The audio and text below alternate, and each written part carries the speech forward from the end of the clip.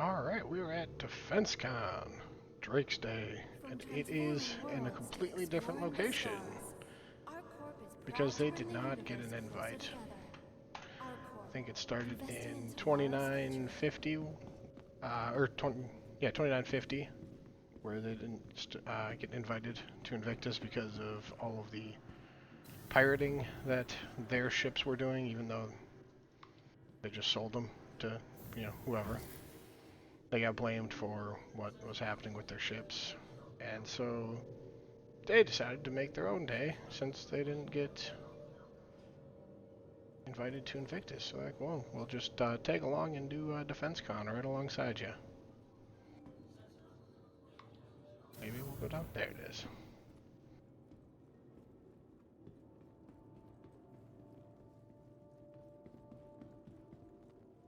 Corsair. One of my favorite ships right now for PvE content. It's a great exploring ship, lots of guns. Drake is known for having many guns. Very, very heavily fire-powered. Just not super great in defense or engines. The Corsair is not super maneuverable. That's why I only use it for PvE, which might have to be changing soon because the NPCs are actually more difficult nowadays, which is great. We were doing some of the overdrive missions to help some other people out. Here's the armory, which is pretty cool. We're doing some of the overdrive missions to help people out, and their NPCs were actually harder to kill, and I enjoyed that. This co-pilot seat actually drops down and goes forward, and it controls the remote turret up top. Another function of this ship is if you use this elevator, you actually can either go down, which is the red lever, or go to the roof.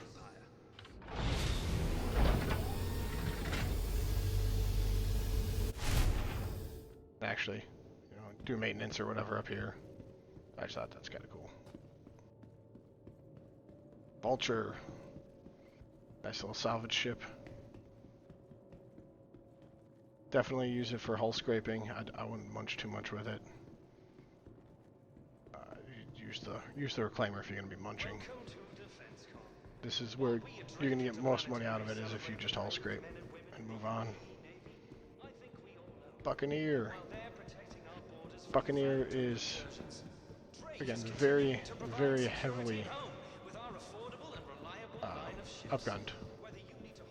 It has a lot of different guns on it. You can even replace the one up top to get 2 size 4s instead of that size 6.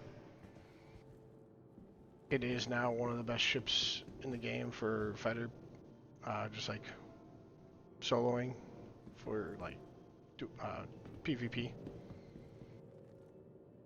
Interceptors definitely got a big boost with master modes, and in the right hands, this Buccaneer is very dangerous. Herald, data running ship. This thing is just looks like it took one of the engines off of one of the cuddies over there and put 2 of them together and slapped a hull on it. Thing is fast, but it's used to, get information, scan, and run data. Very simple, small ship.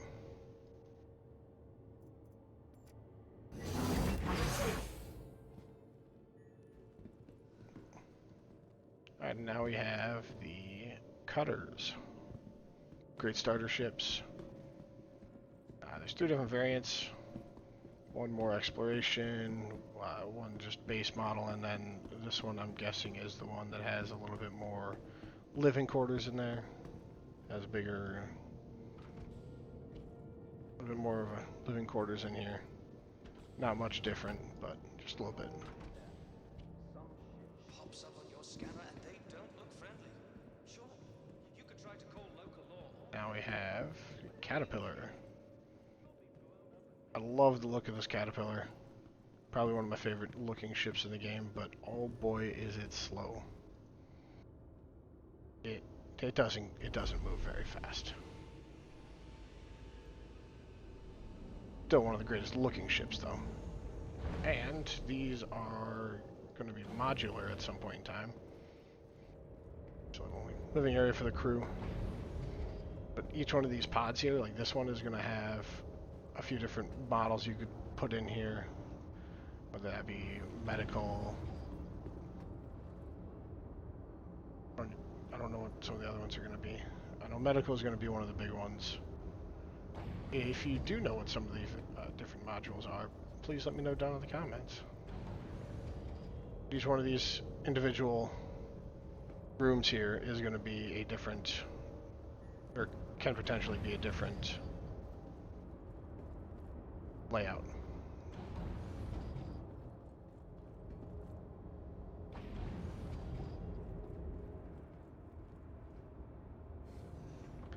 Back in the elevator access room, but if you come backwards towards the rear of the ship,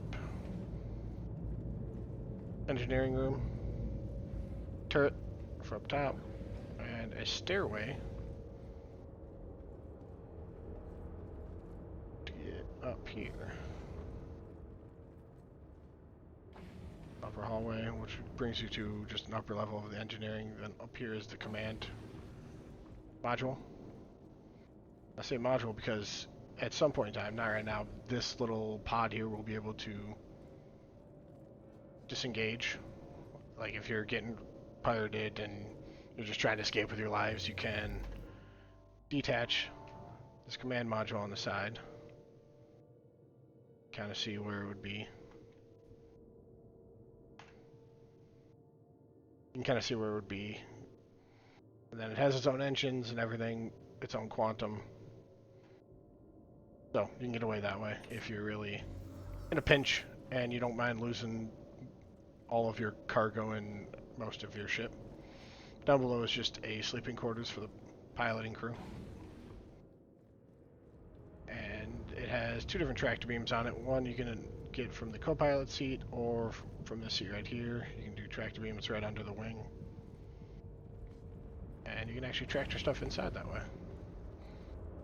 Alright, and we're at the front of the Caterpillar, and it has little loading sensors, which I think kind of cool.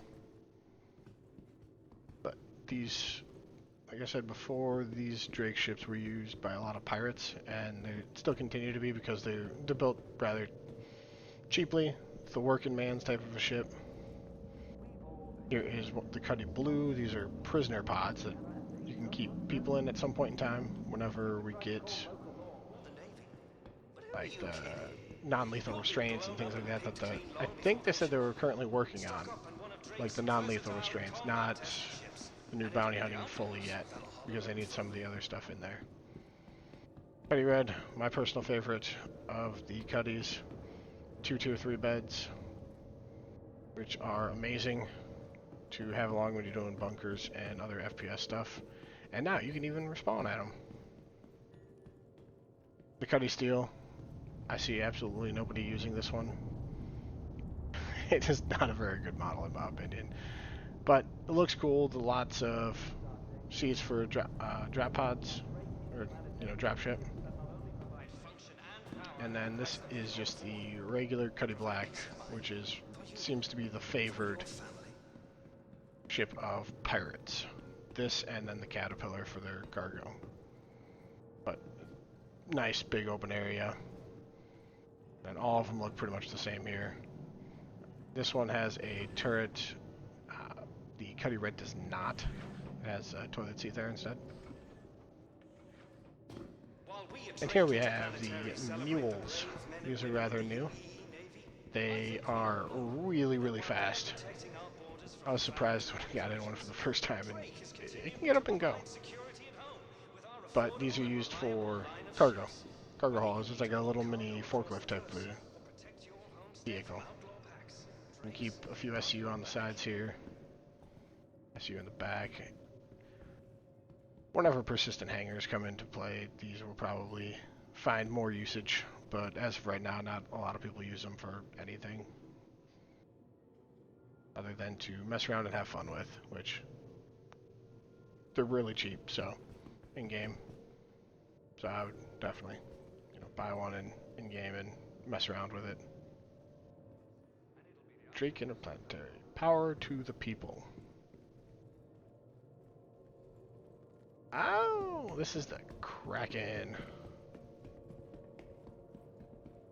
It is their carrier ship that will be coming out at some point. Not currently in active production, but it is big enough that the landing pads on this side, there's two, I think, mediums right here, but it is long enough that you can, if you turn it just slightly and angle it right, you can fit a caterpillar on that. That's just to give you a little bit of a scale reference. The caterpillar can fit on this little side of the hangar here.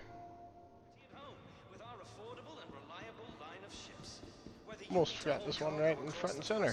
I was on the way out. This is the Drake Dragonfly. Nice little grav bike type of a vehicle.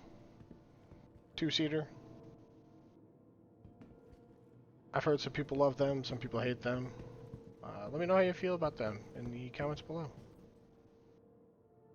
And there we have DefenseCon 2954. Surprised they didn't have any pictures or anything of the ship that they just announced. Not even like a hologram of it or anything like that. It is the Ironclad. It is for sale currently at $450 if you're using in-store credit. I think $400 if you're using new money. Let me know if you are going to be buying it or have any thoughts about buying any other ships from Drake. Otherwise, I will see you all in the verse.